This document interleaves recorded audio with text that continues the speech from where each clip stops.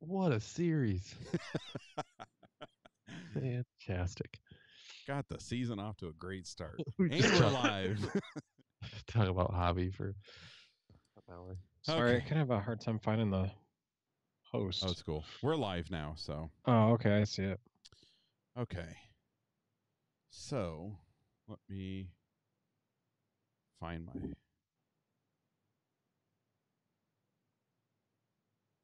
Okay. You guys ready? Do a quick adjust here. Good. Okay, here we go. I remembered to push record. Sorry.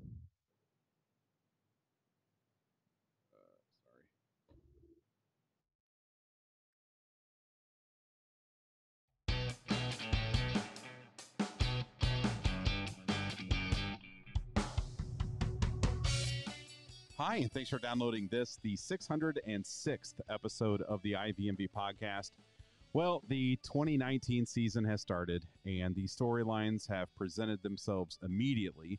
Javier Baez, he picked up where he left off last year with quite a performance on opening day. That's one of the good storylines. Some of the bad storylines, well, it all centers on pitching. Despite the offense scoring 28 runs in 3 games, the Cubs lose 2 out of 3 to the Rangers, from Darvish and Hamels to the entire Cubs bullpen, I guess, except for, let's see, Cishek, Brock, and Rosario. Other than those guys, it was pretty ugly. So we'll talk about those topics and more, and we will preview the Braves series. I'm one of your co-hosts, and my name is Corey, and I am joined by the other 2 hosts of this podcast. Hello, it's Andy. And this is Kurt. Okay, Kurt. I think everyone is expecting at least a certain type of scary stat, but you're taking us in a different direction. Yeah, I don't want to kick you while you're down. Because, certainly the bullpen stings a bit, but let's keep it positive. Although at the end, maybe we can come up with some negatives around it. But, the whole offseason, it seems like we talked about like offensive production being the key to this team improving and the offensive meltdown of last year. And, they've gotten off to a good start. And it was really no secret that if this lineup in the 2 through 5 spots are producing, they're going to score a ton of runs. And they did exactly that. Like you said, they scored 28 in the first 3 games, and 16 of those 28 runs were driven in by the 2 through 5 hitters, which is how it's supposed to go. And they collectively had 7 home runs, and the WRC plus for each guy, and we're going to call Schwarber the number 5 guy because he hit in that spot for the second 2 games, were Chris Bryant 152, Anthony Rizzo 148, Javi 210, with a special note that yesterday was 263. Today did not have quite as amazing of a day, but still a good day. And then Schwarber 234 WRC plus. Yeah. So yeah, you just look at that by itself and you're thinking, yeah, this team is going to light up some pitching staffs, and they did, and then they lost 2 out of 3. So that burns, but I guess got to take the positives where we can get them. Yeah. So we are going to start, surprisingly, we're going to start this episode, continue the positivity, and then we're going to go off the deep end for a little bit. But to preview going off the deep end, Kurt, I'm sorry. I appreciate your positivity on the scary stat, but I'm going to give an alternative scary stat. And just some quick math here. I believe in the 3 games of this Rangers series, the Cubs bullpen gave up 8 walks, 16 hits, and 13 runs in 3 games. Yeah, and I wonder too, like how many innings pitched, because a couple guys gave up most of that damage and didn't record an out.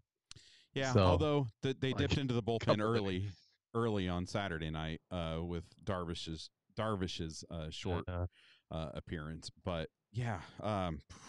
Okay. So it looks like the Rangers scored 23 overall in the series. So 13 runs from the bullpen. Oh, man. So, not good. But, well, thanks, Corey. Yeah, we'll sit on that topic for, 10 minutes or so. So, some cold water on my positive feelings. So let's continue. Let's jump back into the positivity and talk about the offense, I guess. Andy, do you want me to talk about some overall stuff, or you want to dive in with some Well, individual? yeah, maybe I can give some individual performances, and then we can broaden the scope out to the team as a whole. Sure. But obviously, the Cubs scored a lot of runs, and the heart of the order really came through, like Kurt already noted. So Schwarber, I wanted to start with him. He was 5 for 12. He hit 2 home runs, drove in 2 runs. There were a couple situations where he didn't come through, but I like what I'm seeing early from him. He has retooled his stance a little bit, his approach, and it seems to be working early. I won't be able to tell, like I always try to copy batting stances when I was younger. And I think the Rangers outfield camera angle is a little bit different than Wrigley Field. So I'm going to wait till we have a home game to really focus in on how you copy that new little crouch he has going on. So you can get in the backyard and with your yellow wiffle ball bat and start practicing. Yep. And then, hey, everybody, I'm going to go lefty on this one. Okay. But yeah, I mean, I wanted to see him get off to a hot start, and it looks like he's got it going on. Baez also did a bunch of damage in this series. He was 6 for 14 overall. He hit 2 homers, drove in 6, and he only struck out twice, which I like to see from him early on. And he looked lively in the field and just kind of looked locked in general. So at least we've got some of the key offensive guys looking like they're ready to go right out of spring training, which is last season there was so much bad weather and it was so cold, and just everybody seemed to kind of match the weather, and kind of match the, I don't know, the there's just all those postponements early on, and so I think for them to be down in Texas and then go to Atlanta and then to Milwaukee to start the season, I think is ideal, so they can actually play these games and not, I mean, even though it was cold in Texas, it wasn't Chicago, so All right, but it was Texas cold. it's Texas cold. Yeah, I mean, the stars are still big and bright at night down there. So Bryant was 4 for 13. He had 4 RBIs. I noted in game one, which is the one that I watched, the other ones I listened to, that he looked dangerous at the plate. And, I think JD and Len also noted that as well. But I noted it first. And that's what the offense needs so badly. That would be an instant upgrade over last season. We talked about in the offseason how Bryant coming out this season and looking like his old self would be almost like having signed another free agent. So I think so far he kind of looks like that. I mean, he didn't get quite the results that Schwarber and Baez did, but he put together some great at bats and did damage when he could. So he also is wearing new glasses at night. So yeah, my girls were very concerned and confused by that. yeah, I mean, I didn't love it, but I mean, if he's going to look good in just about anything, so yeah, whatever. And then I just wanted to point out Rizzo's performance too. He had some big hits here and there. He was 3 for 11, 3 RBIs, and he homered today. So, I mean, these are the guys that we're thinking if they all get off to a torrid start, I mean, this team is unbeatable. But then, here comes the pitching. yeah. But as a whole, I mean, the offense is off to a great start. I mean, they're putting their best foot forward for sure. Yeah, yeah. And so kind of pulling back and looking at the offense as a whole, I mean, they are clicking on all cylinders right now, and they might need to be clicking on all cylinders in order to carry the pitching on their backs. And these are all small sample sizes, of course, but like you, Andy, and Kurt, you guys pointed out that the offense looks good. So the team stats at like the various statistic websites, they're updated daily. So if you look at them right now, they only include a couple of two Cubs games, but they scored, like we said, the combined 28 runs in this series. And so because of that, as you can imagine, they're in the top 2 or 3 of most offensive stat categories. 28 runs on 39 hits in those 3 games. Dang. Yeah, and they haven't struck out much. I don't know if you It noticed sounds like that. a sweep. You would think. Yeah. Doesn't it? It should 28 runs? be good enough for a sweep. Even a 4-game sweep. I think it's good enough for a 4-game sweep. But I don't know if you noticed, but they have not struck out much, and they're averaging 7 a game right now. I think it's 21 strikeouts through the 3 games, and so I don't know what that percentage is, but I think it's around 15%, and that is great for this team. I don't expect everything to continue throughout the season. And most of the strikeouts came from Almora. He had 3. He had 3. Yeah, Struck out 6 times over games 1 and 2. Yeah, and then I know, like Bodie and maybe I don't know. There were only a couple of people with multiple strikeouts in a game. But I don't expect that to continue throughout the season. I don't expect them to continue scoring 9 or 10 runs a game throughout the season. But, I do. I mean, is that unrealistic? Yeah, well. I mean, check out Schwarber's stance. I mean, and check out Bryant's glasses. I don't think that's unreasonable to expect 9 to 10 runs a game. But I guess I just want it, but I am kind of obsessed on this bullpen and pitching situation right now. But I did want to stop and give credit to the offense for really setting the tone right away in this series, even game 1, and then continuing throughout the season, the series. It's a lot of what we saw in 2016. Things start fairly slow in the game, and then as soon as the Cubs, like pretty much throughout this series, when they got to the bottom of the order for the second time and the top of the order came up the third time, things really took off. And I think the Cubs really took advantage of a not very good Rangers bullpen in this series. So it was strange to see 2 bullpens that were just so disastrous, play a series like this. So, I mean, after these series games, it's too early to look at individual players and get concerned about lower production than what would be expected. I just think it's a good sign that they scored 28 runs in 3 games.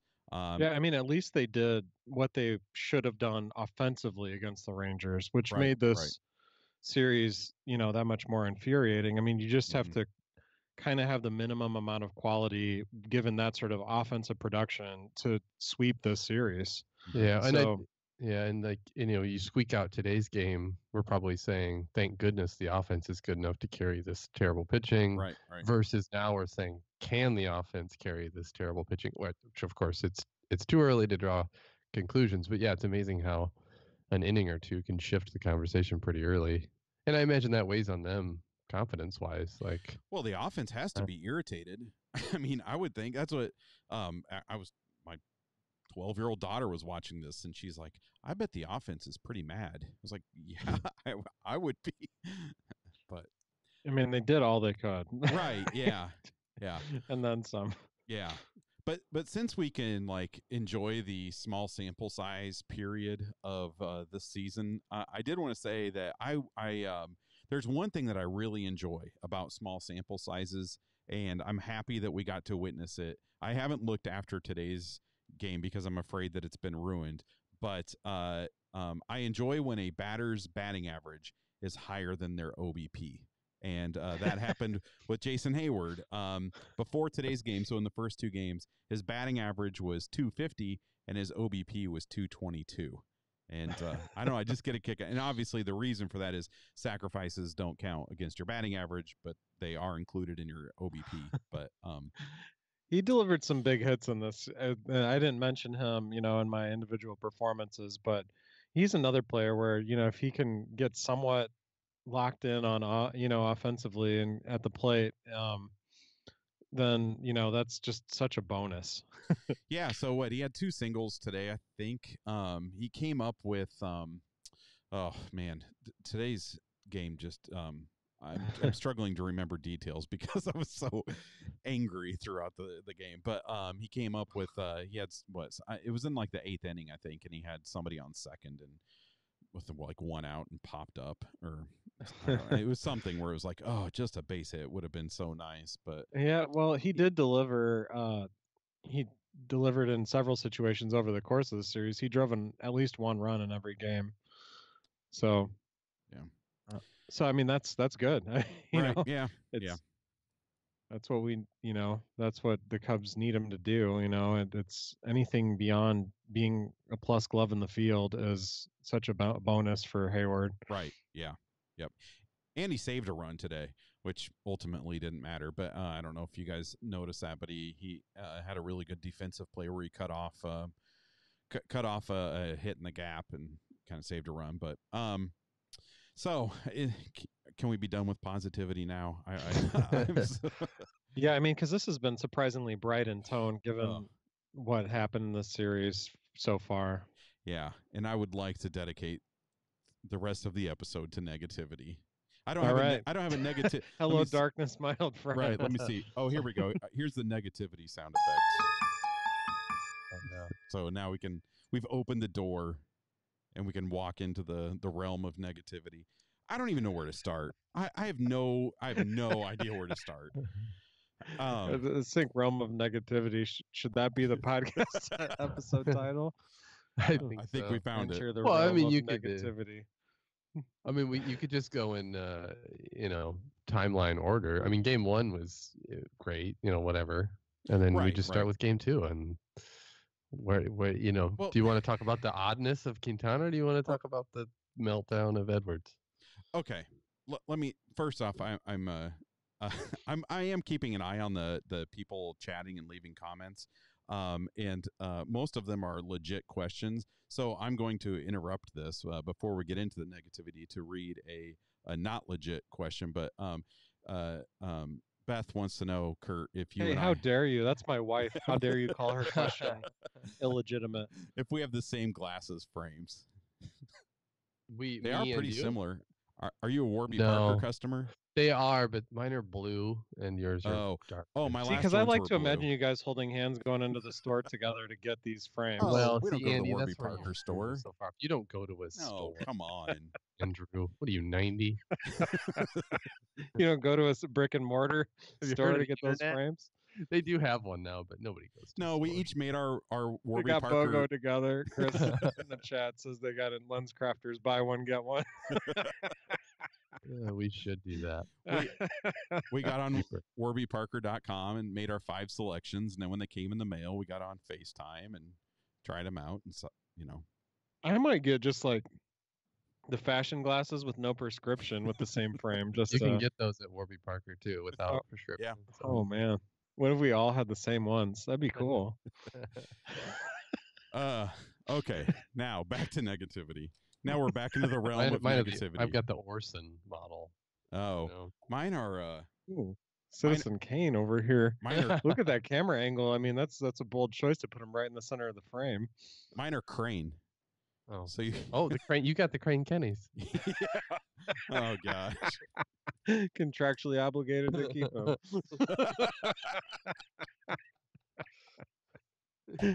Oh man.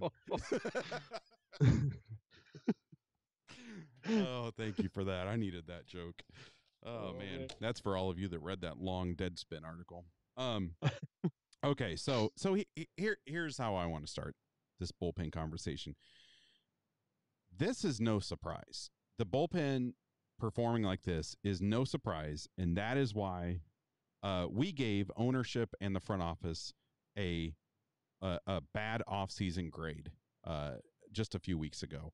And we talked about the bullpen, and we knew that there were issues with the bullpen. We knew the bullpen needed to be upgraded, and those moves weren't made for whatever reason. And I think, everybody maybe has a different take on what that reason is. But it doesn't matter at this point, because now we're to the point where if they do need to upgrade the bullpen, it's going to be at the expense of the team in the future. And that is really disappointing. That's frustrating for me, because most fans saw that the bullpen sticking the way it was in the small moves that they made in the bullpen were probably not going to be enough. And instead of making those upgrades through money, it's now those need to be made through future potential in the minor leagues, and I don't know, or at the major league level. Well, short leash too with the guys. I mean that ended up going to Iowa. After spring training. I mean, Junichi Tazawa, for example. If like some of these players continue to just crap the bed, then let's try some other options. Right. Yeah. And guess what? Craig Kimbrell is still out there, and so pay him, and let's And I don't know that like Craig Kimbrell keeps what we saw this weekend from happening. It probably doesn't completely, but it's starting to address these things, because I don't really feel that like what we have seen from Pedro Strop so far is exactly what Pedro Strop is going to be like this season. I don't think what we saw from Carl Edwards Jr. on Saturday night is what we can expect from him for the rest of this season. But the point is, what a brutal tone to set with your closer giving up, a run in each of his appearances in this series. Yeah. That's so rough. I mean, these guys have to come out, and especially against a team like the Rangers, and shut this team down. Mm-hmm. Do you guys find it strange that I don't know, I guess maybe the case could be made that the best Cubs reliever right now is Quintana?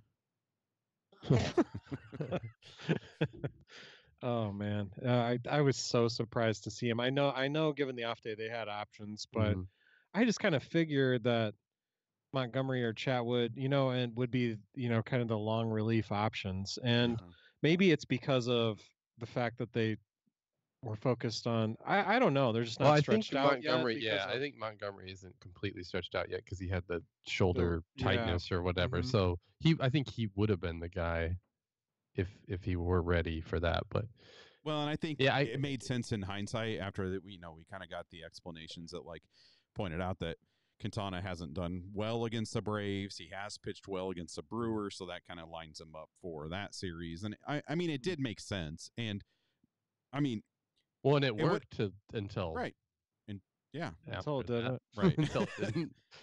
But and as far as so as so I was at the soccer match in Cincinnati, and on our way back, I flipped on at bat, and it was like Quintana was pitching. I was like, what in the world what did I miss? Like right there, you knew something went wrong. Something is weird. You thought his arm literally fell off his body. Oh, I guess that's the only explanation for that. Yeah, it was strange. So then I was like, well, that's not good. And then I was like, I'm trying to like play out the scenario in my head once I found out kind of what was happening. And I just kind of thought like, you know what? I wonder if this isn't Madden just basically giving ownership in the front office the finger and saying, well, you decided not to give me the bullpen pieces I need, so I'm just going to I'll create them on my own, and I'll do this. And then once the real reasoning was shared, I was like, oh yeah, that makes more sense than like imagined. that makes more sense than a manager. He's giving him the finger. Oh, okay. That's why I'm not working for the Athletic, guys. One of the many reasons. That's why we can keep the marginal analysis tagline around. That's right. I like this in the chat. Frank says, "Why did you start game 2? Didn't make sense. He's coming back from an injury season. Start him 5. Let him work his way back, and don't rush it." I don't mind that comment. Yeah. Well, don't you think that there's some level of like he's comfortable there because he pitched there, and he knows that ballpark, he knows how to pitch there. I think they thought he was the number 2 guy, but I suppose there's something to be said for that too. I mean, maybe they thought like, hey, putting him out there game 2 is sending a message. This is what we expect from you. This is the level of quality we expect from you. Showing we know that you want a chance to shine against your former team. Yep. Right, and we're just gonna run all the previous Rangers pitchers out there and go with that. But I mean, given him his kind of history last season, especially of being a little bit of a basket case, I mean, maybe giving him a start against the Rangers wasn't a good idea in hindsight. Right. I think in hindsight, you're right. And Tommy Hotovy said that Darvish was too amped up for his first game against his former teammates and playing in the ballpark that he used to pitch in. And I guess, like, if you want to, in the Yu Darvish situation, look for that silver lining, I think it's that there was a similar report out of Mesa after his first spring training appearance this year. Basically, that he was like just too hyped up and too amped and wasn't very effective and walked. I don't remember. He maybe only pitched like 2 innings or an inning and a third or something like that. It was a short appearance, obviously, his first of the spring, and I think he walked 4. So and that's what we saw in this game was that a lot of walks, and so You look at they flash the graphic up with his numbers, during his time with the Rangers, and there's just fantastic numbers. It's like I have no reason to think that he couldn't come close to matching those numbers with the Cubs too. There's no reason. His stuff is great still. Unless it's sorry. Is it between the ears? Yeah, that's what I was just gonna say. Well, Unless it's a mental thing that something happened in L.A. Well, but I mean, I honestly, like, I have no idea what to expect from you, Darvish, from here on out. I have no clue. But I think if what Hotovy said is correct, and that is something that we've already seen this year in spring training, where if he is just too amped up, then he doesn't pitch well. Well, first off, like, okay, well, then that tells me that he may settle into things later. That also concerns me for the playoffs, though. Yeah. If you have a pitcher who, when he's amped up and when he's excited, he doesn't pitch very well, that's kind of concerning. And hopefully they can maybe help him figure that out if that would present itself in the postseason. But Man, it was just frustrating because he struck out the first 2 batters right in his start, and it looked like it was going to be such an auspicious beginning for him, and then it went off the rails. But I still believe in him. I'm a fan of Yu Darvish, and I want him to succeed, and I think he will be better. I really do. Yeah. Well, I think if he can stay healthy, then I have no reason to believe he won't be good. But I think that's the key. Stay healthy, and then we can forget this start, hopefully. Right. And I think that Yu Darvish, I think, like, over his years with the Cubs, I think we're going to see, like, kind of an interesting transformation. And I'm not sure exactly when that transformation is going to happen, but he's going to need to, at some point, change who he is as a pitcher, because he's a strikeout pitcher. And at some point you lose velocity, and then you have to be more willing to pitch to contact to get those outs. You can't just simply rely on strikeouts. I don't think he's to that point yet, though. And JD was talking about that. He was saying, what if he does, try to, I don't know, paint the bottom of the zone and sort of pitch his fastball to contact more to get the pitch count down a little bit and see if that does anything for him. Yeah, and I don't think right now is the best time to try to have that philosophical change to how you pitch, because I think he's still young enough and he still has the stuff to get those strikeouts, and especially, like, coming off of the last year, since he signed with the Cubs. I just think, like, right now the key is for him to find his groove.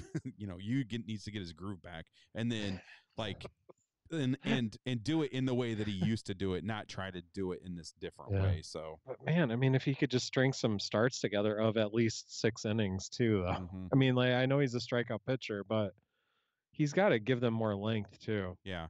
And so I'm concerned about Yu Darvish. I'm still not ready to write him off, especially, like, we saw a lot of really good stuff from him in the spring. And I don't think that was necessarily, like, just like tuning up on AAA or AA hitters. I think I think it's just too early in this season to say, like, oh, yep, see, he's a bust, because he is back from the injury. He says he feels good. And these types of starts do happen. I mean, we've seen John Lester we've seen all pitchers have these types of starts. You just didn't want to see it in the first one of this season, when he really needs to kind of, like, set the tone for what what fans can expect from him, what the Cubs can expect from him. And it was just like, oh boy. So I'm like, I am really looking forward to his next start, which is Thursday, I think. So I'm really interested in seeing what we get from him on Thursday because, Yeah, and boy, how about Tommy Hodavy's job, like right off the bat? It's right. like, Yeah.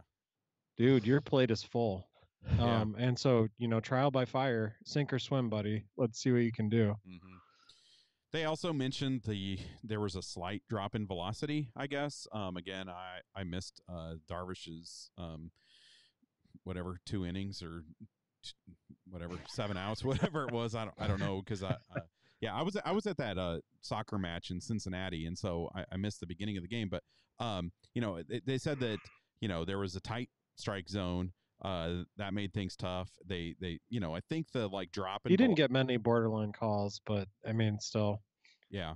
And I think that the drop in velocity could be explained by the cold weather. I think that could play a role. Although I have to say, I did enjoy all of the chatter on Twitter and the broadcast itself about how cold it was in Arlington.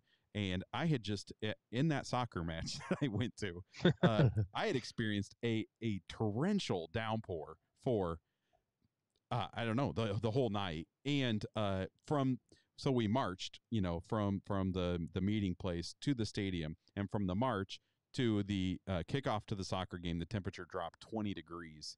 And so, and I felt so Lauren met us there. She lives outside Cincinnati, and she met us, and yeah, she was down to a short sleeve shirt because everything else was so drenched when we found a dry place to stand. And Dang. She wouldn't take my hoodie. Brutal. Not that it was dry; it was actually still wet too. So. But that sounds miserable. So anyway, I found that kind of funny that they're talking about how cold it is, and I'm like, well, it's not raining. Oh, and it's 50 degrees. That sounds like paradise right now.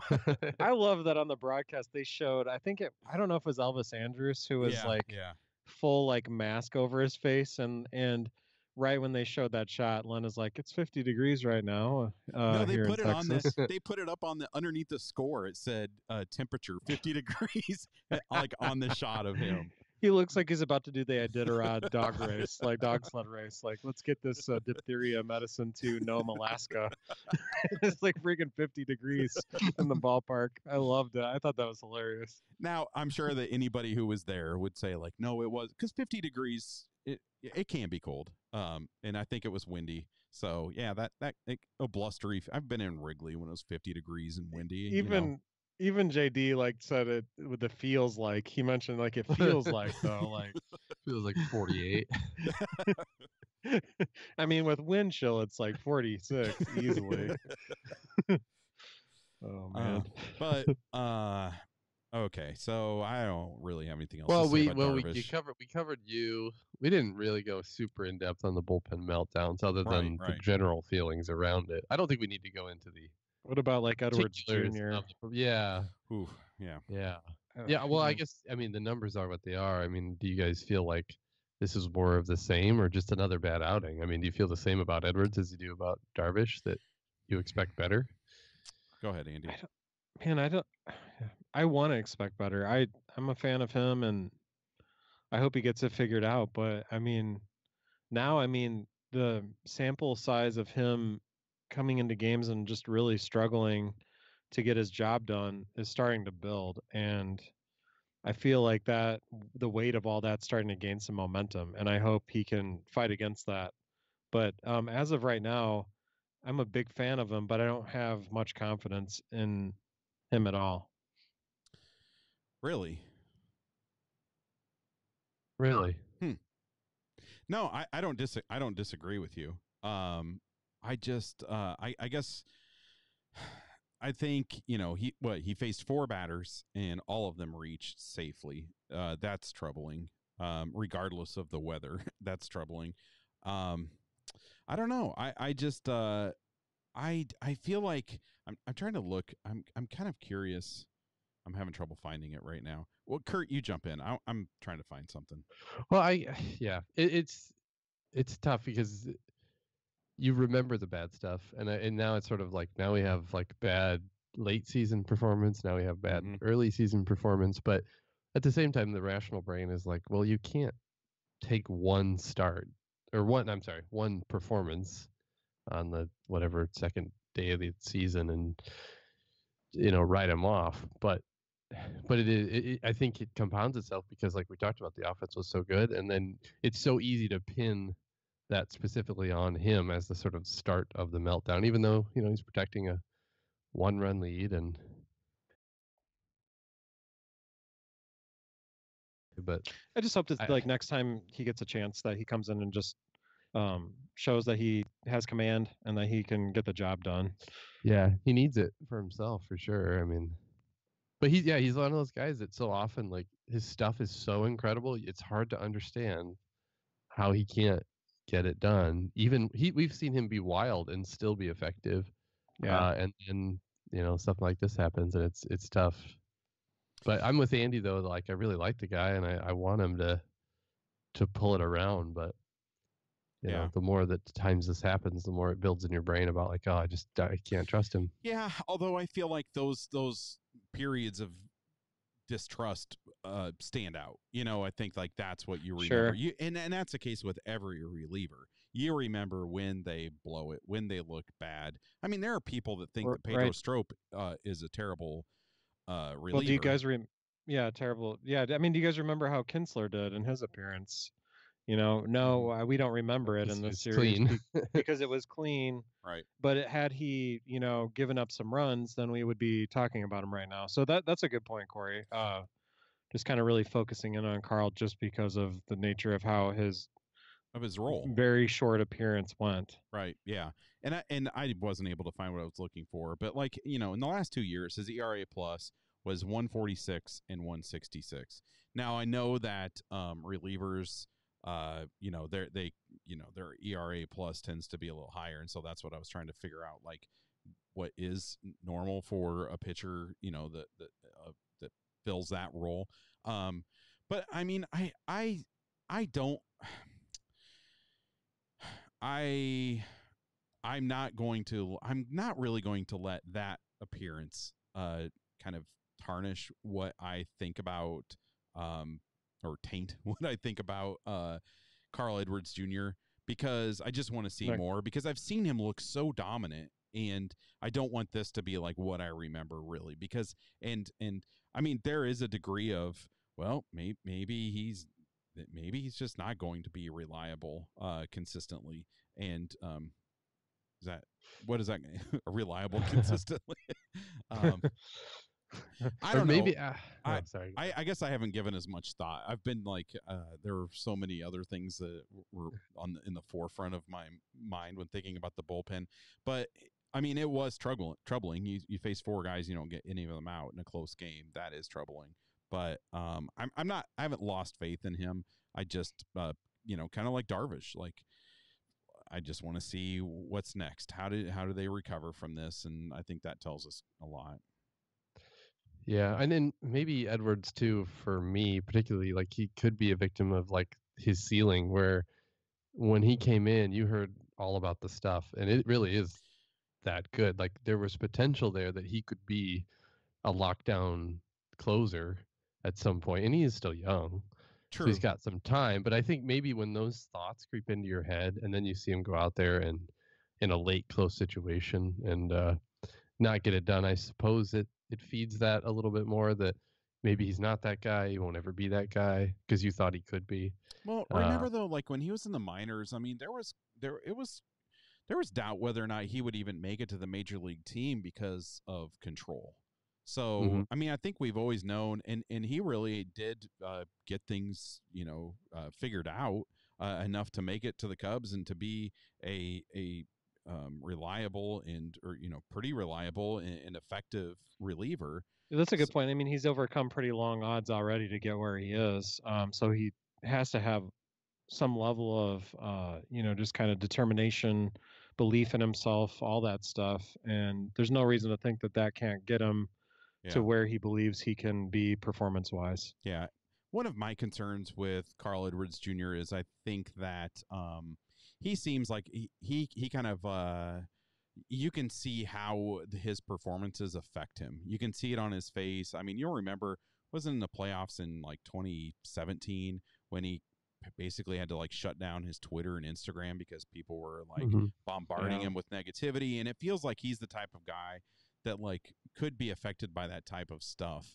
And, you know, whether the majority of fans, you know, do those things or not, send those messages and all that kind of stuff.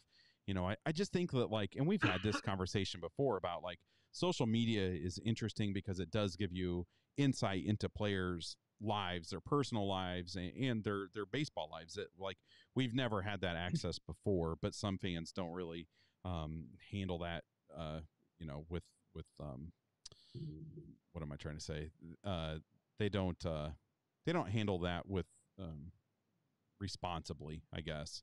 And so I hope that he's somebody that, you know, I just hope that it does turn around for him, because I think if it seems like a few really bad performances could stretch out into a longer period, just because I think it might be tougher for him to overcome those things. And, you know, I think most of us would probably be the same way. I think it's, you know, the tough guy sports fan would be like, oh, well, you're paid to do it, so get over it, and, you know, do your job, be a man, you know, stuff like that. And it's like, But still, I mean, you think about like it seems like the Cubs have a lot of players, a lot of pitchers right now where, you know, their performances kind of inform their next performance. Whereas I don't feel like they have a lot of like the Wade Davis types where, you know, they just right, compartmentalize yeah. and seem relatively unaffected by it all. And I feel like Morrow is probably one of those guys.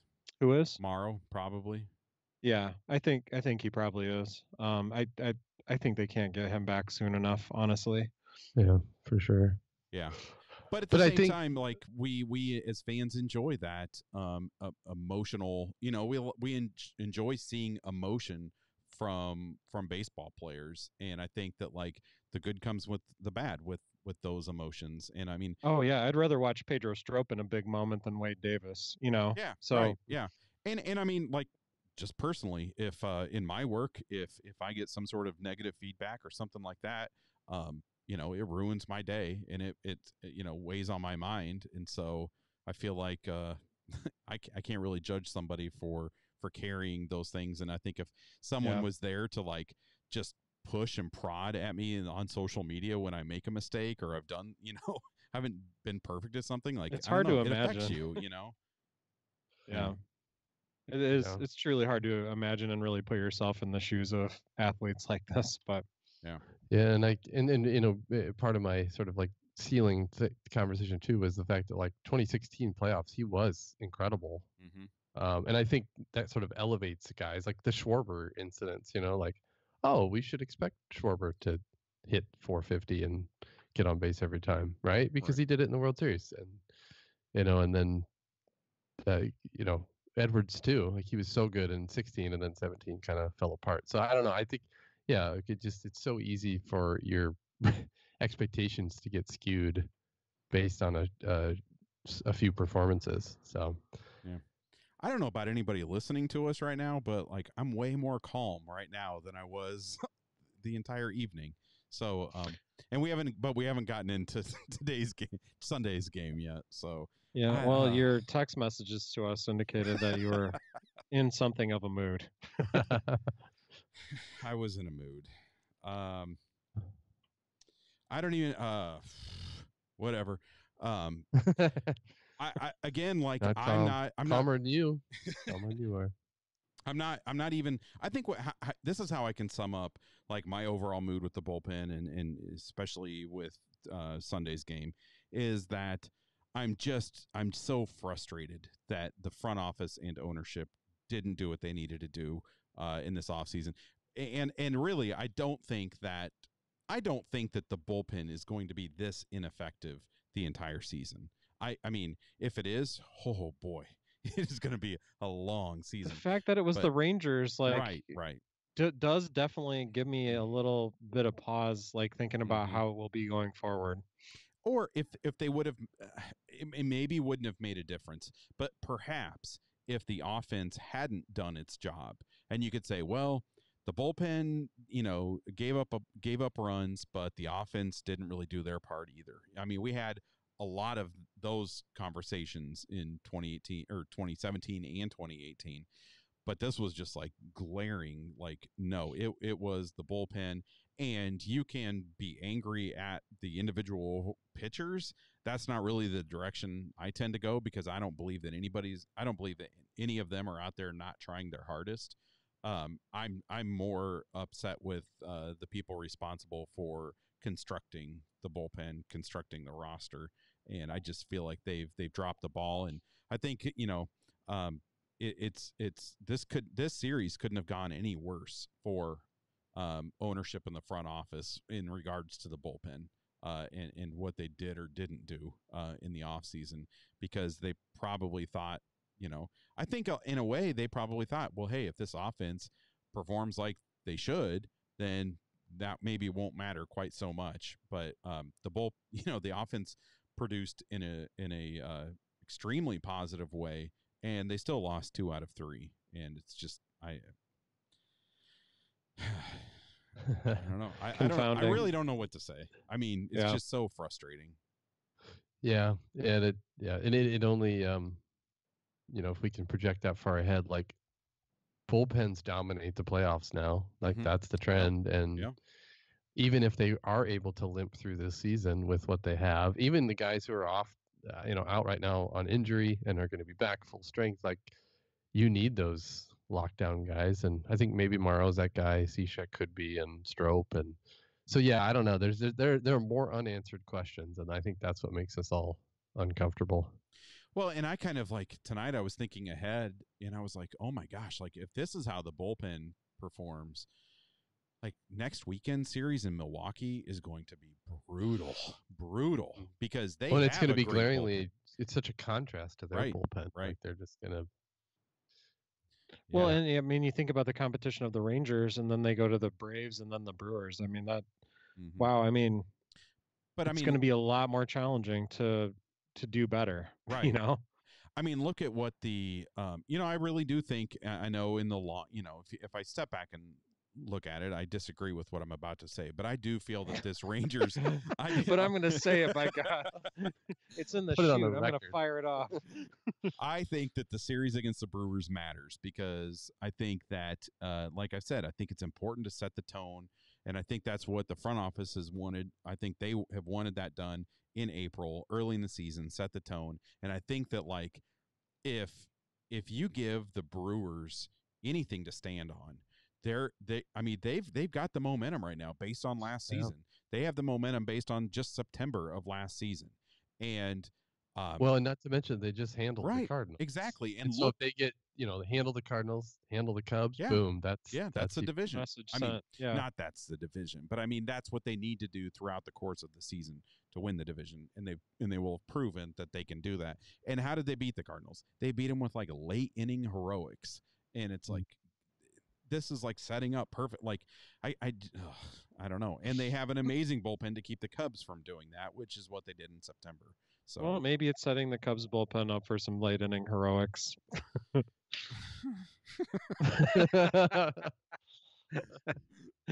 Oh man. But I don't know. It's probably not going to be great to say something super positive, but I do think when everyone's healthy in this bullpen, I don't think it looks quite as bad. But because the free agent signings they did get, they aren't even there. So, well, I guess Brock is, but I just don't think it's enough. I don't either. And I think there's something to be said too about like, oh, you're not going to get Bryce Harper. Okay, that's fine. Maybe we can accept that. But why didn't you go get the Kinsler type, or I'm sorry, the Kimbrel type? And it's about setting a tone as well. And you're saying like we've got the offense and we think we have the starting pitching. Let's lock down this bullpen. And they definitely didn't do that. They added role player guys. Right. Yeah. I guess I don't have anything else to say about the bullpen. I think what we've said is, or at least what I've said is all I have to say. I don't know. Maybe they'll dominate the next series and we can forget about it for 3 days. Yeah, and I think that's entirely possible for the bullpen to pitch well for the next stretch. I don't think it's impossible. I just think that like now that doubt is there more, and I think any doubt that we did have, it was like validated, and I don't know. it's going to be a long season, I think. So, all right. Well, I want to talk about ESPN Plus for a second. If you've cut the cord and you want access to sports, ESPN Plus is a must-have. I've had ESPN Plus for over 6 months, and it is well worth the $4.99 a month. You get access to live games, Major League Baseball, Major League Soccer, NHL. You get tons of college football, basketball, baseball, softball games. You get rugby, cricket, international basketball, and soccer, and you get access to all of the ESPN originals like 30 for 30s. So I use the ESPN app, ESPN Plus app, to watch a lot of soccer and baseball, and I really like it for the 30 for 30s and the 30 for 30 shorts. There are lots of MLB games on ESPN Plus, so if you don't want to pay for MLB TV, but you would like access to more games, then check out ESPN Plus. It's available on all of your supported devices. You see fewer commercials. That's nice. Again, it's $4.99 a month, a great deal. So go to ivenv.com/ESPN to sign up. You won't regret it. They have a 7-day free trial, and you can cancel anytime. Well worth the money. $4.99 a month. Go to ivenv.com/ESPN. So let's preview this upcoming Braves series down in Atlanta, and we'll start with the logical game 1. So the first game. I mean, do you guys want to start with game 3? I don't know. We could. Let's just flip it all on its head. Game 1 is the Braves home opener. It's a 6:10 start. So Hendricks will be coming off his 4-year, $55.5 million extension, and hopefully that's a comfort to him and not pressure added. But my guess is that for Kyle, that you can't really add pressure. He doesn't believe in pressure. And this is his first start at SunTrust Park, which I guess is true of most people, considering the Braves build a new ballpark like every 5 or 6 years. And he'll face lefty Sean Newcomb, and this is his first start of the season. A few guys in the Cubs lineup have some nice numbers against Newcomb, particularly Almora, Javi, and KB, all hitting 400 plus, but that's less than 10 at bats. But still, so they've had some success there. Most of the Braves lineup hasn't faced Kyle. A lot of young guys there, but Nick Markakis stands out, hitting 455 against him in 11 at bats. So that's a guy they may want to kind of work around, just because some of the younger guys just haven't seen Kyle yet. So we'll see how that goes. But looking forward to the start. I've always liked Nick Markakis' last name. It's got the Mar, it's got the cake, it's got the kiss. The K's, and then he's got the K in the first name and the 2 K's, and it comes up short of having 3 K's, which is ideal. Sure. So. Yeah. especially playing in Atlanta. So game 2 then is going to be John Lester's second start of the season. The Cubs have an off day on Tuesday the 2nd, so this is another series that's broken up by an off day. But on Wednesday, it's John Lester versus Julio Teheran. And Teheran, he only went 5 in his opening day start versus the Phillies, and he surrendered 3 earned runs on 4 hits, and that included 1 home run. So I like the potency of the Cubs offense and what they've shown against Teheran. Coming up against Teheran, he did strike out 7, showed a lively fastball and slider in that game. But I like what the Cubs' potential for doing against this guy is. I mean, Brian Almora have both taken him deep, and Schwarber has done well against him in a small sample as well. Going back to Lester had sort of a vintage Lester of the last couple of years performance in the opener, giving up only 2 runs on a 2-run homer and going 6. So I guess if that's what he's going to do, then that's serviceable. It's especially serviceable if the Cubs bullpen gets on track. But there are 4 guys on the Braves who have had kind of larger sample size against Lester, and that includes Markakis, Inciarte, Tyler Flowers, and Freddie Freeman. And of those 4, all those guys have had 16 or more at bats versus Lester. Only Freeman has done any damage really to speak of at all. And Freeman's taken Lester deep twice. So that's the matchup to watch, is Lester versus Freeman. But otherwise, he's kind of mowed through a lot of these guys in the past. So then on Thursday, the Cubs wrap up the series in Atlanta. That game is at 6:20 Central and will be broadcast on NBC Sports Chicago. And if you're out of market, you can watch it on the MLB network. The Cubs will be facing Max Fried, which is how I like my food and my Friday nights, Max Fried. Actually, I'm assuming it's pronounced Freed. I don't know. But he's maybe kind of like a Montgomery type, a lefty pitching in the rotation and out of the bullpen. He's already made a relief appearance this season. He pitched 1 inning on opening day. Primarily uses like a 4-seam fastball. Well, not like a 4-seam fastball. It is a 4-seam fastball and a curve. He occasionally mixes in a slider and a changeup. Fastball tops out at 94. He gets lots of swings and misses. Although he doesn't have a lot of movement on his fastball. So batters are hitting 216 off that fastball compared to 308 off his curveball. And he gets a lot of, surprising number of swings and misses low on that curveball. But he really just kind of uses those 2 pitches. He has a couple others that he uses infrequently.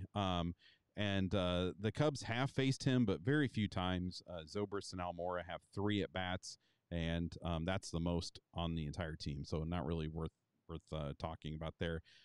Yu Darvish will likely take the mound for the Cubs, and I'm not even going to get into the history, Darvish's history against any Braves hitters or anything because I think we're just in a completely different realm with Yu Darvish, and I think that this game is important for Darvish.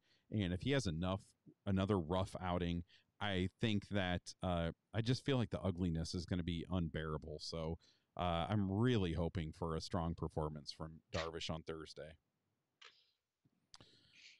Yeah. God help us. I hope so. Oh boy, it could get real ugly. I know. Yeah. So, this episode was far more enjoyable than I expected. There's a lot of early optimism, I think, that's just tamping down the anger. Yeah, if we would have recorded an hour earlier, well, I don't know if I could have put together a coherent sentence. So, I needed this. And hopefully, this was kind of like a therapy session for me. So I hope it's the case for everyone listening that's upset about what we saw this week, because man, it was frustrating. But so let's end the episode with a segment we call Ivy Miscellany, where we share other things that we're into. Kurt, what are you into right now? So yeah, you guys have kind of both shared how much you're into watching soccer, and I haven't quite gotten into that yet. But I've gotten into play now that the weather's warming. I'm playing a lot of soccer with my 7-year-old, and I'm bringing it up because we're American boys of the 80s, and we played baseball and basketball and football, whatever. And I never played soccer, and I'm really horrible at it, and it's super humbling to I just assume I would be good. Play. I've never tried. Oh gosh, well, What's hard about it? If I didn't outweigh him by 4 times his body weight, I think he could just dominate me. But I'm able to. I can't quite let him beat me all the time, but his skills wise, he is way better than me, and that's a little bit troubling for me as a father. So yeah, I just knock him around a little bit and put him in his place. But really, it's just fun. It's fun to play a sport that you just don't really know how to do, and I'm learning at the same pace he is, and I think that's super cool. That was like playing. Yeah, just make sure to foul him with what would be the equivalent of a red card every once in a while, just to kind of put him in his place. That's your job. Yeah, exactly. Yeah. But I gotta echo that, man. I love playing soccer with my son too. And over the winter, we have one of those soft IKEA soccer balls that we kick around in the basement, and so just having the warm weather to get out there and play is pretty awesome. And I don't mean to brag, but I could probably juggle a ball at least 5 times. Oh gosh, I could juggle a ball one time. Yeah, if getting it off the ground isn't a prerequisite for qualifying as juggling, I can do one. How good I am at soccer. We should get our kids together to play soccer, because I feel like our youngest, she's really interested in it. She wanted to play this year, but she's also really into drama, and she got a part in a local play that seems really interesting, and we're excited about her being in that. And so I was like, yeah, I don't know, and I don't know. Her grades her grades aren't very good, so I was like, I don't know. We need to like not do everything. Soccer's the perfect sport because you can combine athletics and drama. That's you true. know, somebody slide tackles you, you just writhe on the ground for a while and you can practice. She really wanted to play, but we didn't. Yeah, we weren't going to be able to do it with practices and everything. So, but anyways, I feel like she would be pretty good at it, and so and she's really never played it, and she's talked about wanting to play. So I think it'd be fun to get our kids together. Yeah, it is fun, and 7-year-old soccer is the best too because it's like small goals, no goalie. It's the like small field. It's just kids running around, right? Shooting, just shot. It's awesome. So it's like soccer on steroids. Andy. Yeah, so normally I like to have something cool to talk about here, but I don't have anything cool to talk about. But I have been trying to watch the calories, lately, and one thing I've liked eating is low calorie popcorn options. Get yourself some low calorie popcorn options. There's Smart Food Delight makes some popcorn that it's like 35 calories a cup, and get some of that in your body. It's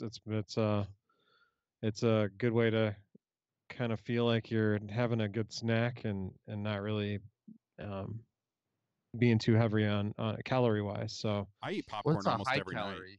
Popcorn? Like I don't know. I mean, maybe like butter, heavy butter. Yeah, I don't know, heavy butter stuff. I don't know, caramel honestly. corn. But I just know maybe popcorn in general is a good choice. I eat probably usually a bag of popcorn every night. Oh my gosh. Sometimes I split it with Tawny. I get like the like fat a huge free. regular chip size bag? Well, I don't know. I mean, the microwave popcorn, and then it's like a. I mean, sometimes I split it with Tawny, but we get the fat free kind, so I assume it's healthier. But and then sometimes I follow it up with a little bowl of ice cream. Good for me. I just ate popcorn. I like the Sprinkle a little ice popcorn. cream on I top. like the popcorn is classified as fat free, like it ever had fat in it. Well, butter does, Oh sure. But... I don't know. Man. Just get yourself some popcorn. I'm one of those Maybe strange. my worst I'm a strange suggestion ever. person who like I eat popcorn if it's there, but I never eat popcorn. Just like, oh, I'm gonna go make some popcorn. Oh no, we go through it like crazy. Oh man, yeah. Me. Okay, so my IV miscellany. First, I mentioned it already a couple times, but I was in Cincinnati for the FC Cincinnati match. It was my first soccer match. This is like a soccer themed IV miscellany. I had so much fun. It was miserable. The weather was insane. It's just awful. But I had a lot of fun. We made it to the half before. Like, I don't know. I'd like to say that the kids were the reason that we left at the half, but I was ready. It was miserable. Yeah. It was so cold and wet, but I really enjoyed it. I had so much fun. I can't wait to go back, for a better weather day. So, just because we've mentioned it a couple times here in the last couple months, I had a lot of fun. So definitely looking forward to going to more soccer games here this year. But my other one, I had one and now I forgot it. Oh, I know what it is. It's a repeat. It's a repeat from last year. And I think I said this last year at about this time. But so I coach softball, youth softball, and I coach 14U this season. And I am the president of our local baseball association. So I'm in charge of everything involving the field, all the teams, the concession stand, everything. And I just want to say, like, if you're a parent and you have kids who play sports, like just volunteer to do something, because it is a lot of work to make these things run. And even if you think like, oh no, there's people who do that, just volunteer, because it makes a huge difference, and I promise you it's appreciated by anyone that you're helping.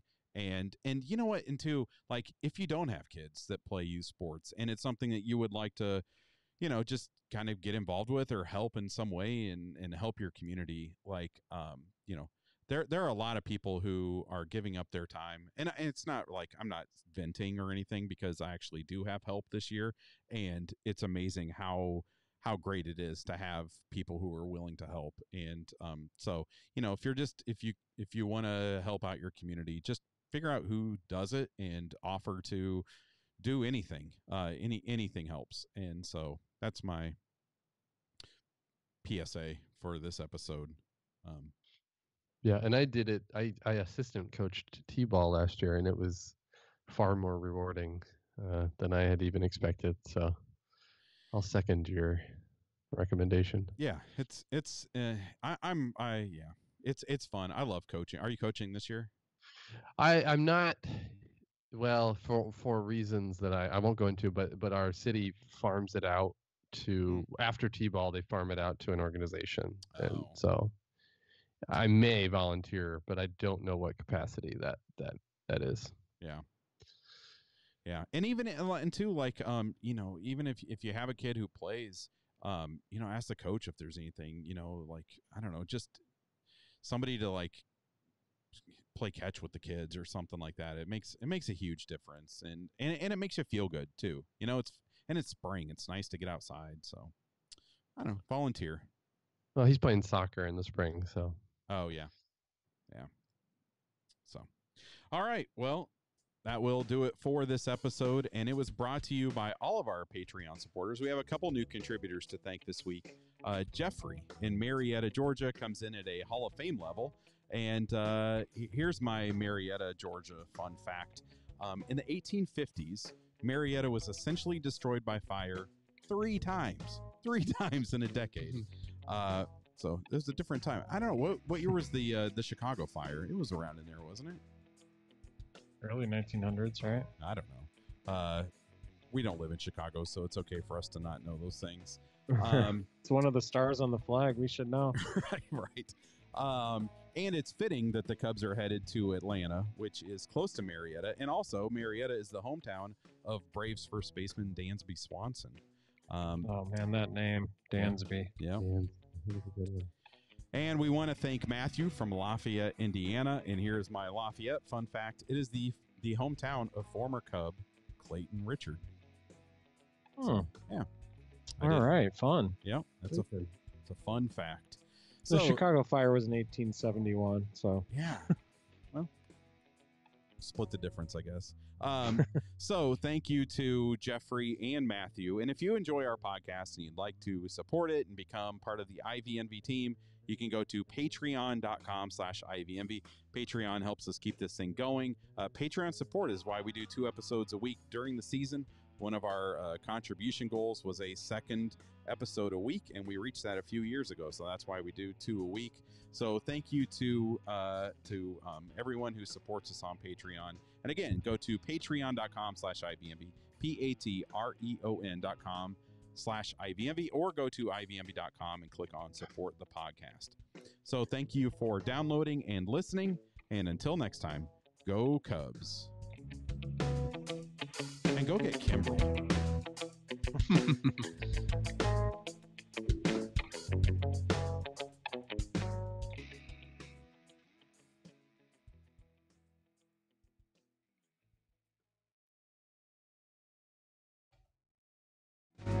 Oh, sorry. Oh, well, that went better than I thought. Man. Good. It was a rough afternoon, I'm telling you.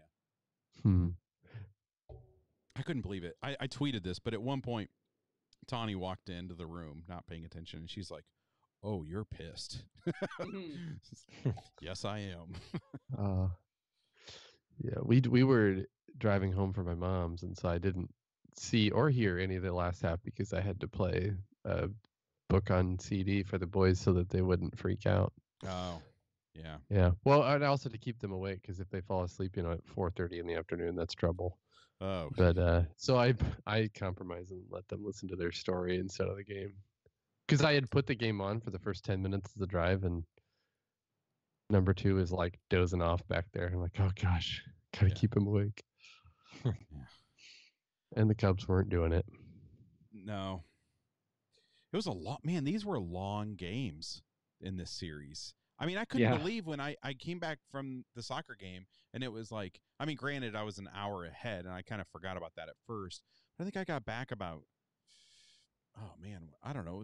I feel like it was maybe around 9 or something, and it was in like the 5th inning or so. It's like, what?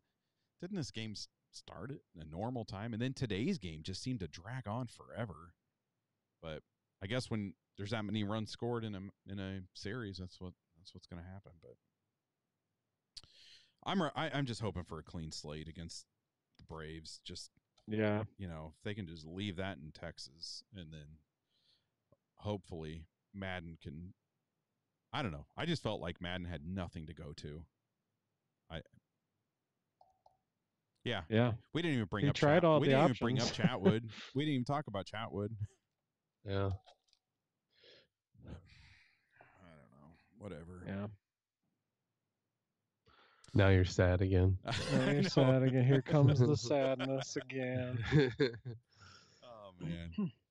All right. I'm gonna get this thing published. So thanks everybody for watching tonight. I'm glad that we were able to do it live, and we'll be back with the midweek episode as long as all of the technology works. We'll be broadcasting it, so probably Thursday night, I guess. You available, Andy? Yeah, I think so. Okay, cool. All right, everybody have a good night. See ya. See you later. Bye.